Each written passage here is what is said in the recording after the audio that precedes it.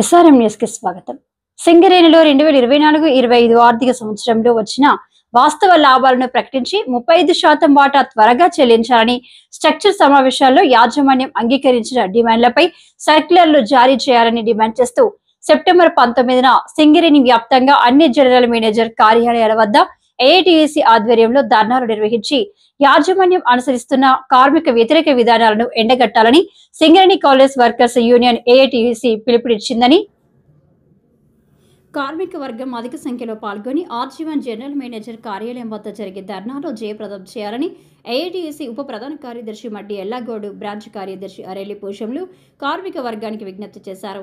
గురువారం ఉదయం 5 గంటల షిఫ్టులో జీడీకే 11 ఇంక్లైన్ ఉదయం 7 గంటలకు, జీడీకే 1 ఇంక్లైన్లో ఉదయం 10 గంటలకు ఏరియా వర్క్షాప్లో జరిగిన గేట్ మీటింగ్లలో వారు మాట్లాడుతూ సింగరేణి యాజమాన్యం కార్మికుల సమస్యలను పరిష్కరించడంలో నిర్లక్ష్యం వహిస్తుందని వారు ఆరోపించారు.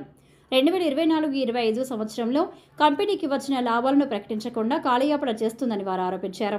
అదేవిధంగా సింగరేణిలో గుర్తింపు సంఘంతో 3 సార్లు జరిగిన స్ట్రక్చర్ సమావేశాల్లో అంగీకరించిన డిమాండ్లపై సర్క్యులర్లు 6 నెలలు గడిచినా ఇంతవరకు జారీ చేయలేదని వారు పేర్కొన్నారు. యాజమాన్యం సెప్టెంబర్ 12న హైదరాబాద్లో స్ట్రక్చర్ కమిటీ సమావేశం ఏర్పాటు చేసినప్పటికీ కార్మికుల సమస్యలపై చర్చించకుండా కాలయాపన చేయడం వల్లనే స్ట్రక్చర్ సమావేశం బహిష్కరించడం జరిగిందని వారు పేర్కొన్నారు.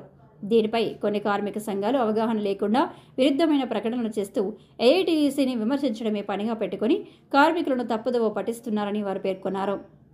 ఎవరేమనుకున్నా ఏఐటియుసి కార్మికుల పక్షాన నిలబడి పోరాటాలు చేస్తుందని, సంస్థ పరిరక్షణ కోసం కృషి చేస్తుందని వారు అన్నారు. కంపెనీకి వచ్చిన లాభాలను వెంటనే ప్రకటించి 35% లాభాల్లో వాటా ఇవ్వాలని, అంగీకరించిన డిమాండ్లపై సర్క్యులర్లు జారీ చేయాలని, తదితర సమస్యలపై సెప్టెంబర్ 19న ఆర్జీవన్ జనరల్ మేనేజర్ కార్యాలయం వద్ద జరిగే ధర్నాలో కార్మిక వర్గం అధిక సంఖ్యలో పాల్గొని జయప్రదం చేయాలని వారు కోరారు. ఇంకా ఈ సమావేశంలో ఏఐటియుసి ఆర్జీవన్ బ్రాంచ్ ఉపాధ్యక్షులు Madana Mahesh, Sankhya Ashok, M Chakrapani, Uppuleti Tirupati, Sirra Mallikarjun, Nayani Shankar, Balasu Ravi, Gudishala Naresh, Cheppyala Bhaskar, Kalaveni Rajesh, Neerela Tirupati, Koppala Lingaiah, Ponnam Ranjith, Chandramohan, B Sriramulu, Nakka Rajalu, Uradi Anjaiah, AITUC RG one social media incharge Chanda Tirupati తదితరులు పాల్గొన్నారు. ఎలక్షన్ ముందు మీకు ఏం చెప్పింది? ఇవే చెప్పింది. దీని మీద రాజీ పడకుండా మన నాయకత్వము ఎప్పటికప్పుడు ఈ 9 నెలల నుంచి గంట రికాం లేకుండా అధికారులకు, డైరెక్టర్లకు లెటర్ రాయడం జరుగుతుంది, మీటింగులు పెట్టడం జరుగుతుంది. ఒక పద్ధతి ప్రకారంగా, ఒక పాలసీ ప్రకారంగా ఏఐటిసి పోతుంది. ఇక సీమ చిట్టుకుమంటేనే ఒక సాల్వగప్పుడు ఈడ కొంచెం సప్పుడు కాగానే దండేసుడు, అది ఏఐటిసికి ఉండదు. మాకు నిర్మాతలు, డైరెక్టర్లు, హీరోలు ఎవరైనా కార్మికులకు ఉన్నది చెప్పడం ఏఐటిసి లక్ష్యం. కాబట్టి అక్కడేదో చెప్పి ఈడోలో చెప్పే బహురూపుల మాటలు చెప్పి అబద్ధాలు చెప్పే సంఘం ఇది కాదు, ఎర్రజెండ సంఘం. కాబట్టి దాని మీద మనము లెటర్ రాసినాము. 12వ తారీఖు రోజు జేసీసీ ఈ స్ట్రక్చర్ కమిటీ మన మీటింగు ఒకటే రోజు పెట్టాలని అంటే అది కుదరది, కార్మికులకు న్యాయం జరగది. కాబట్టి యూనియన్లో, కంపెనీలో ఏ పాలసీ అయితే ఉందో ఆ పద్ధతి ప్రకారంగా 12వ తారీఖు రోజు మీటింగ్ వేరే పెట్టండి, అది వేరే పెట్టండి అని చెప్పడం జరిగింది.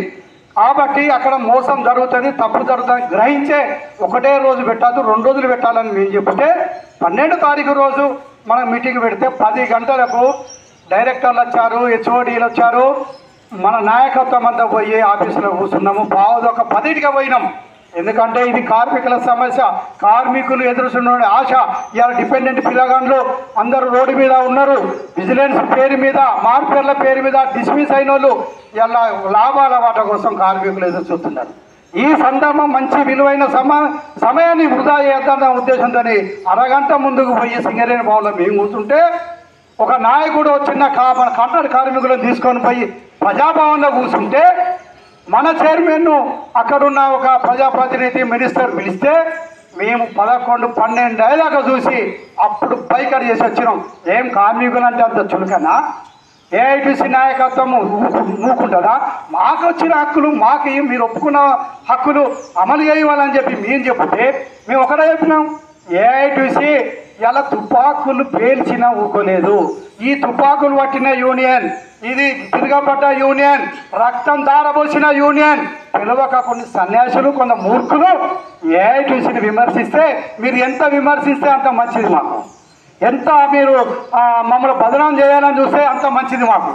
కాబట్టి ఈ ఎదిరింపులకు ఈ సోషల్ మీడియాలో పెట్టడమో లేకపోతే ఇంకేదో పెట్టుకోవడం ఇంకేదో చింపుకుంటే ఏహై చూసి అసుండి వందలు చూసి ఇలా కేసుల పాలైనా ఇంక్రిమెంట్లు వేయినా సమ్మెలు చేసి ఇంక్రిమెంట్లతోని జీవితాల ఖరాబ్ చేసుకున్న వాళ్ళమే. ఇలా నన్ను 2 సార్లు ట్రాన్స్ఫర్ చేశారు, పదే చెప్పిన మీకు 2 సార్లు ఇక్కడి నుంచి ట్రాన్స్ఫర్ చేశారు పోరాటం చేస్తే. భయపడ్డామా? భయపడ్డాం కదా. కాబట్టి ఎర్ర జెండా యూనియన్లో పుట్టినప్పుడే మేము దేనికైనా సిద్ధమనే పుట్టినాం. కాబట్టి ఎర్ర జెండాను కించపరిచే విధంగా ఏఐటి నాయకులకు కించపరిచే విధంగా మాట్లాడితే సూర్యుని మీద ఉమ్మేసినట్టు బిడ్డ అది నీకే పడుతుంది, ఎవరికైనా పడుతుంది. నేను ఆ పని చేసిన నాకైనా పడుతుంది. కాబట్టి ఇవాళ మన హక్కుల కోసము మనము బైకాట్ చేసినాం.